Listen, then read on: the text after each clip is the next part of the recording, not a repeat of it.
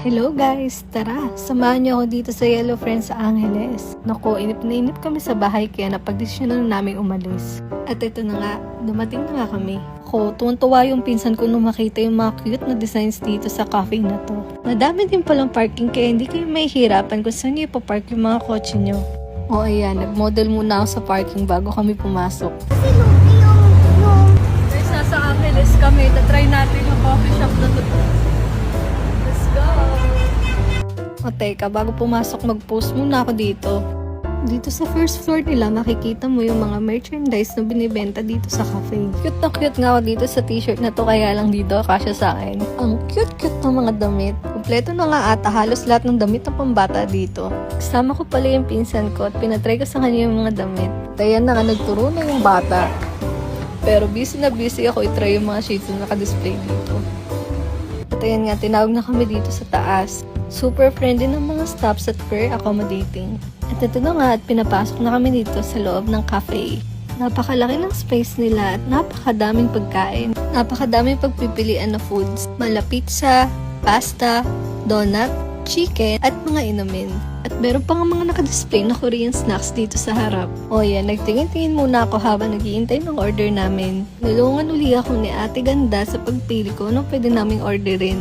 Ako, napakadami ng menu nila, hindi na namin alam kung anong pipiliin. Merong ramen, may bibimbap, may chicken wings, may calamares, may fry. Nako, for sure mag-enjoy kayo dito. Grabe, ang daming flavor ng pizza nila. Pakaganda ng ambience dito sa loob at for sure mag-enjoy yung mga batang kasama nyo.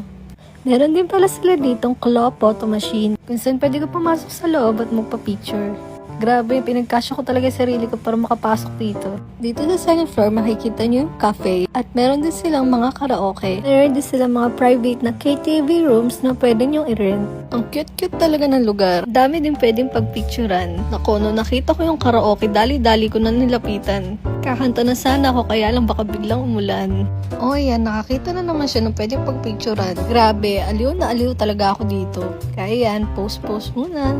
At pagbalik namin, sinulubong kami ng napakadaming donuts. Nako, napakadaming flavor ng mga donuts nila. Merong matcha, may chocolate, at merong mga glazed donuts. Sobrang daming pagpipilian, hindi ko na alam kukunin. At ayan na nga, dumating na yung mga orders namin. Grabe, napawaw ako sa laki ng serving. Sulit na sulit ang bayad nyo dito. Dumating na yung pizza. At ito yung platter na yung calamares, fries and shrimp, carbonara, aglio olio, bibimbap, at ang favorite ko na cheese pizza. At ito din ang pinaka-favorite ko, ang fried chicken nila. Grabe, ang juicy at ang crispy talaga. Yung chicken pa lang nila, busog na ako. Sinunod ko na nga itong calamares. Grabe, at tagal ko na nag-crave. Dito lang pala ako makakahanap. Sinaat nato sa pinakamasarap na calamares na na-try ko. Ang sarap din ng lemonade nila. Perfect na perfect sa mainit na panahon. Grabe, sobrang sarap din ng carbonara nila. Ayan, kinilig pa siya. Itong pizza na to ang babalik-balikan ko dito. Grabe, sobrang cheesy at creamy. Di ko din alam kung paano namin naubos to.